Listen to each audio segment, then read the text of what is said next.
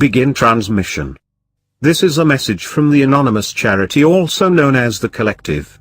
Today's broadcast date is December 11, 2018. It is part 1 of a series. Please note, it is important that you, the viewer, understand something before we go any further. We, The Collective, do not create this content for your admiration or applause. We do not seek laurels or your kind words.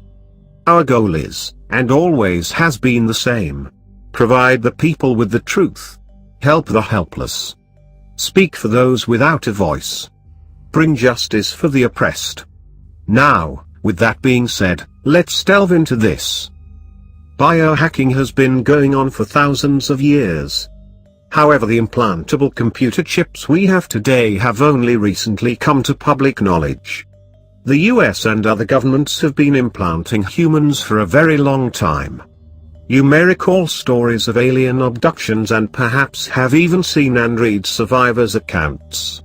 Most, if not all, claim they have been implanted, and as those who have taken tests to locate their implants have discovered, they were right all along. Though it was not an alien abduction, just a government one. Looking back in history, we see it documented that brain electrodes were inserted into the skulls of babies in 1946, without the knowledge of their parents. In the 1950s and 60s, electrical implants were inserted into the brains of animals and humans, especially in the US, during research into what they call behavior modification, and brain and body functioning. Mind control. But public record states that the first surgical brain implants were done in 1974 in Ohio, USA, and also in Stockholm, Sweden. In Sweden, Prime Minister Olof Palme gave permission in 1973 to implant prisoners, and data inspection's ex-Director General Jan Friis revealed that nursing home patients were implanted in the mid-1980s. Guinea pigs used in secret government experiments have always included prisoners, soldiers, mental patients, handicapped children, deaf and blind people, homosexuals, the elderly, school children, and any group of people considered marginal by the elite. There are many similarities in the methods and routine of brutality between the Gestapo and Swedish security police called SEPO. Moreover, SEPO is exploiting a new kind of computer technique to enable them to control human thoughts and behavior. In 1967 at Soda Hospital, Robert Nesland was awaiting an operation. SEPO forced the surgeon to participate in a brain implantation on Nesland. He had been labeled a dissident. After being violently sedated, a 5 cm long incision was made in his frontal bone, in which they placed the object, a radio transmitter which has been transmitting a high-frequency electromagnetic beam through his brain 24 hours a day ever since. The dimensions of the device are a mere 7 by 4 millimeters.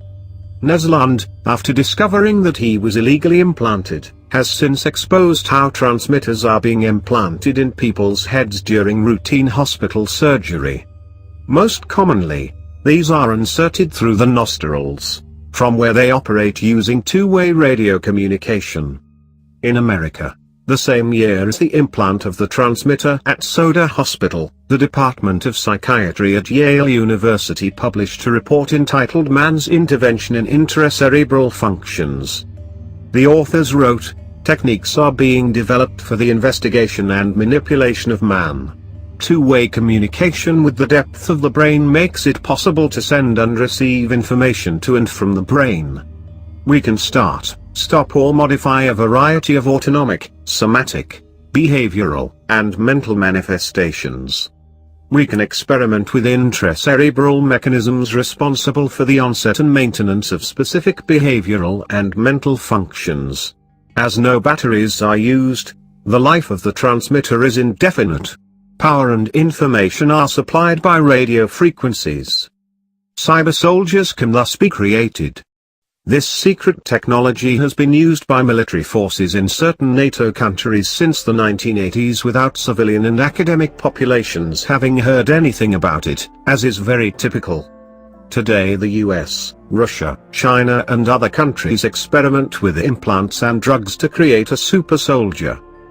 Manchurian Candidate aka mind control tests were conducted at the US Army's Edgewood Arsenal in Maryland between 1950 and 1975. Dr. Colin E. Ross exposed this and states, electrodes are put into dolphins and the dolphins are directed by remote transmitter to deliver a bomb to a target. There is discussion of similar technology in cats and other animals. There is research funded by the Office of Naval Research published in mainstream journals where electrodes are put into the brains of cats, dogs and their behaviors controlled, and even human beings at Harvard and Yale, so this is absolutely documented fact. Ross says operators are able to force animals to walk or swim to designated areas, and in humans, control limited actions, such as hitting a wall, staring into space or strumming a guitar. Participants in these testing programs are always called volunteers, though they are made to sign paperwork stating they will never discuss the tests, and do not truly understand what is going on. Just like today. Attorney Gordon P. Erspamer, who represents some U.S. veterans filing suit against the U.S. military for illegal human experimentation, said members of the group have said they were given high doses of hallucinogenic drugs as well as brain implants. At South Vietnam's Bien Ho Hospital, a scientific engineering institute team buried electrodes in the skulls of Viet Cong prisoners of war and attempted to spur them into violence by remote control. Upon completion of the experiments, the prisoners of war were shot and cremated by a company of America's best, the Green Berets. Edwin Land of the Polaroid Corporation and agent of the CIA's mind control program, founded the Scientific Engineering Institute on behalf of the CIA. Leonard Kill was a talented electronics engineer and co-inventor of the Polaroid Land camera named after Edwin Land.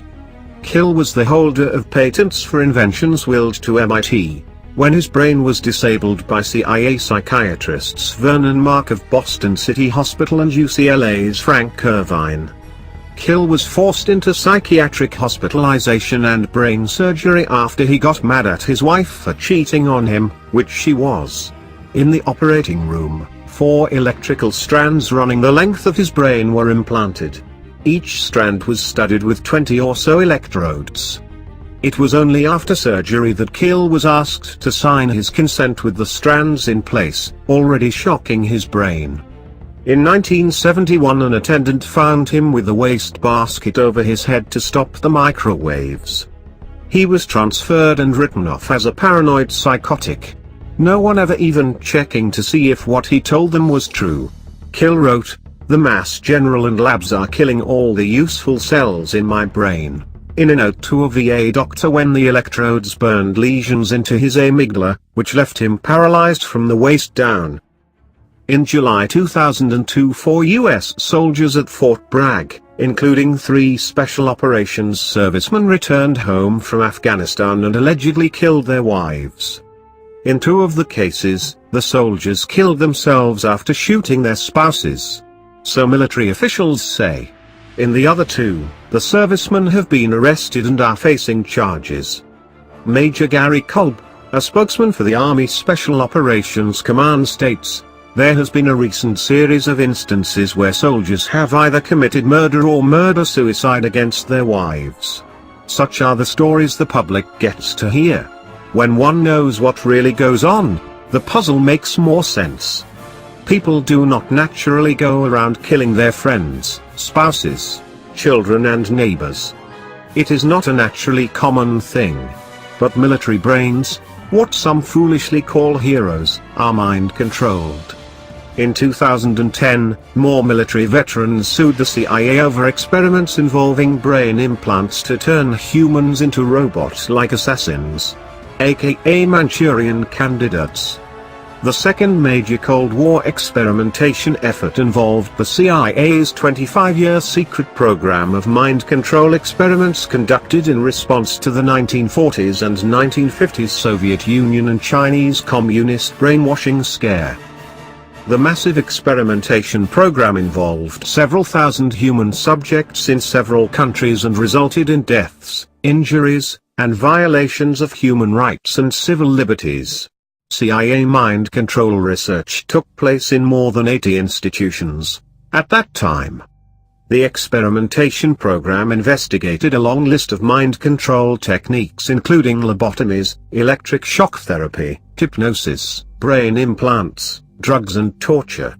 The 1957 report of a CIA Inspector General concluded that the mind manipulation programs were unethical and illegal, but should be continued and kept secret not only from the enemy but also from the American public. Most of the documents about the mind control experiments were destroyed in 1973, on orders from CIA Director Richard Helms, though several documents involving one of the operations MKUltra were left behind and leaked.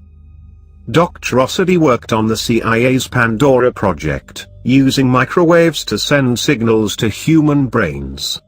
His tests showed how human brains can be controlled remotely through extremely low-frequency modulated microwave beams, able to cause psychological and physical harm. People can be turned into zombies, their minds easily controlled. The waves also affect human blood, cardiovascular system, cells, central nervous and digestive systems, glands, metabolism, reproduction, eyesight, and hearing. Other effects include unexplainable burning, itching, tickling or pressure, humming or buzzing causing sleeplessness and anxiety, loss of body control, producing sudden twitching or jerking of an arm or leg, and feelings of dread, rage, lust, sorrow, or other emotions that come and go quickly. Moreover, sounds and speech can be placed in victims' brains, actual voices they can't control or stop. During Dr. Osady's experiments, human subjects could be made suicidal or driven mad. George Bush Sr. declared the 1990s the decade of the brain, focusing effort to enhance public awareness of the benefits to be derived from brain research, naturally keeping the elite agenda hidden. In January 1999, the European Parliament called for an international convention introducing a global ban on all developments and deployments of weapons which might enable any form of manipulation of human beings. Let's see how well that has gone. March of 2008, the CIA responded incorrectly in writing to a Freedom of Information Act request. The documents which we accidentally sent detailed the CIA's use of biomedical intellectual property developed at the Alfred Mann Foundation, Second Sight LLC, Advanced Bionics, and under Naval Space Warfare contract.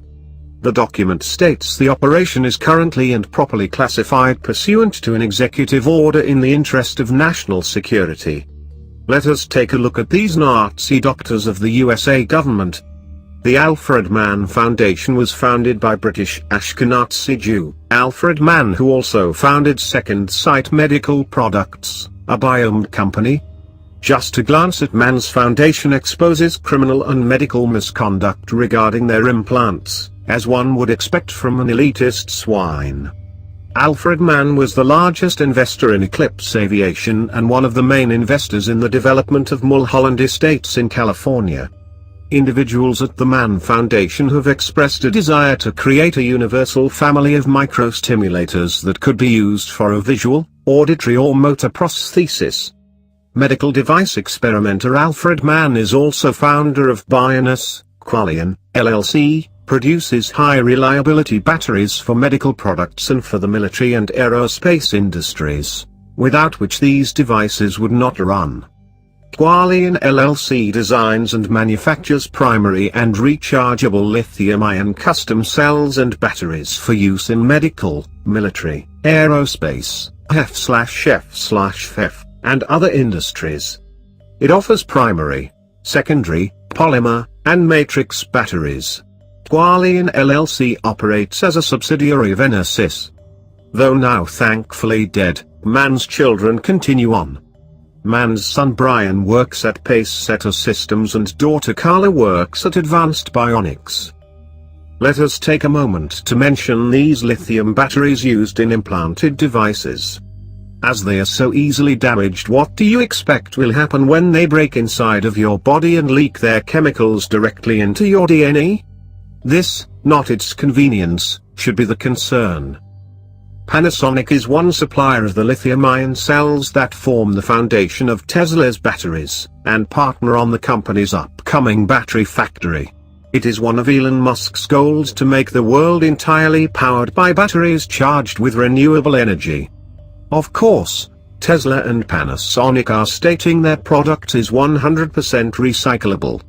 Research in Australia found that only 2% of the country's 3,300 tons of lithium-ion waste was recycled.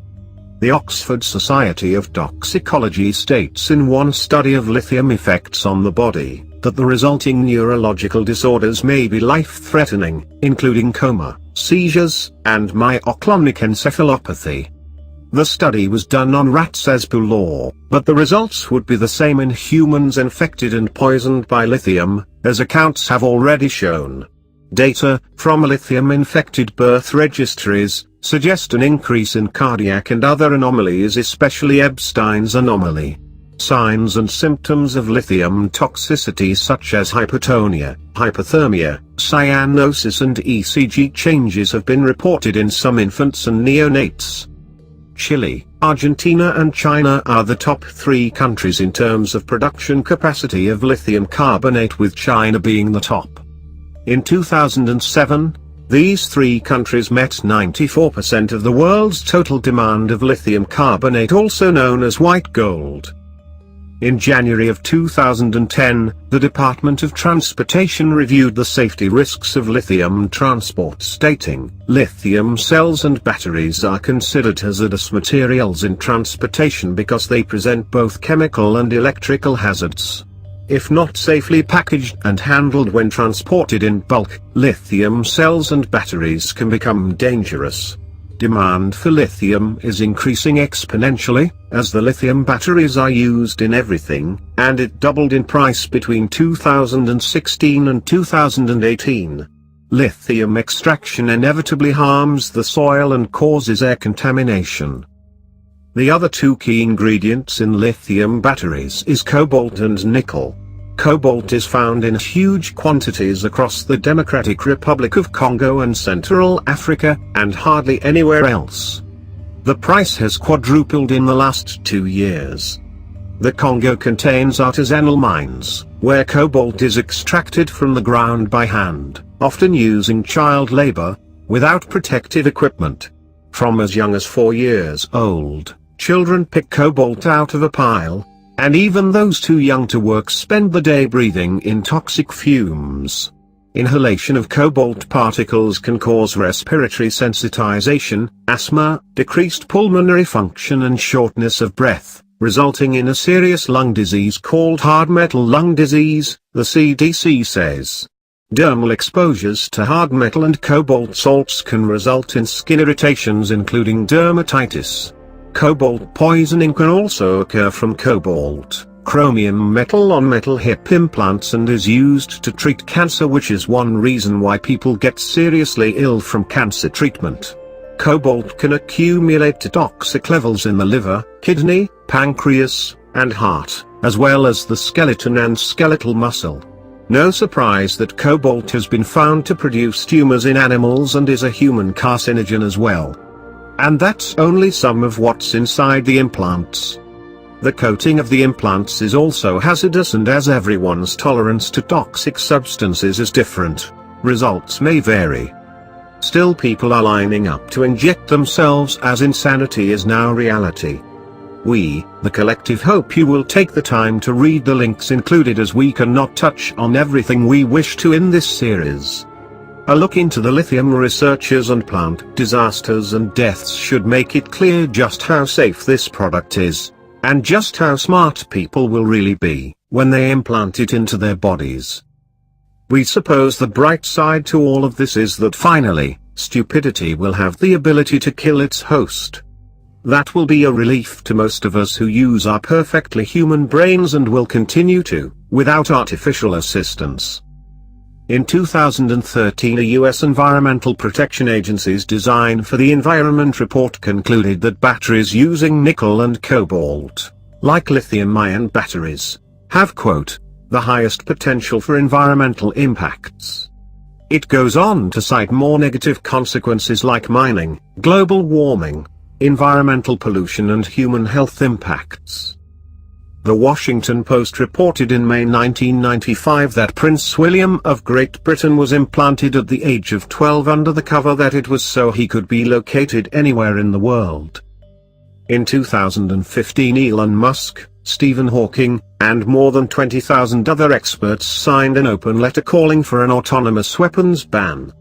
At the time, Musk called artificial intelligence a major threat to the internet itself. He has also repeated this late in 2018.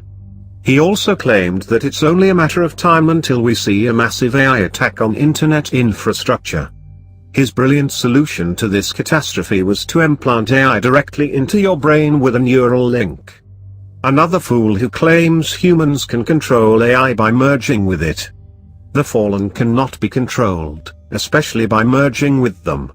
These are the ludicrous ideas pushed into the public today. People probably think it even makes sense because they no longer think. But we already knew Elon was an elitist, was an agenda. Once again he overlooks the obvious. The point of AI is to absorb the internet, it is the blood which gives AI life. Also the other obvious forgotten fact, an implant can be hacked. Everything is hackable, and with the help of his fantastic implants connected to your brain, anyone at any time they please will be able to hack away and do whatever they wish with your brain. Trust us, as competent hackers, hackers will hack it because it is what we do and it is a challenge. It's the same as the hackers that can access your Facebook account or your smart homes and play with your radios, cars and lights. Anyone will be able to control your eyesight, your hearing, your motor functions and your thoughts. And the elite will. And hackers will. One such experiment was done to test if SQL would work on an RFID chip. This was, needless to say, successful. The implant chip was infected with the malicious code. Because of the way the malicious code has been written, instead of simply reading data from the implanted chip to store in the database, the system also executed SQL injection code which had some dire consequences for the system. The profile data from the infected chip was copied into the file, old profile, as expected. However, the new profile was also overwritten in the database by a copy of the virus itself. But even more damning was the fact that the code designed to ensure that only the database entry for that chip was modified, was cleverly commented out by the malicious code. The result was that the virus was copied into the new profile field for all chips, and so any chip subsequently using the system will likely become overwritten and infected. A feature of a computer virus is that it must have the ability to self-replicate, and this is evident here. Having corrupted the database contents in such a way to allow replication, there was a further payload associated with the virus. Administration of the RFID's database is done through a web browser, and once the system was infected, the web browser was redirected to another website, denying easy access to rectify the problem. This is how it works. An epic hack. This is so much more information to give you. We, the anonymous charity known as The Collective, will post part 2 of this series on December 12, 2018. This has been a message from Anonymous dated December 11, 2018. End of transmission.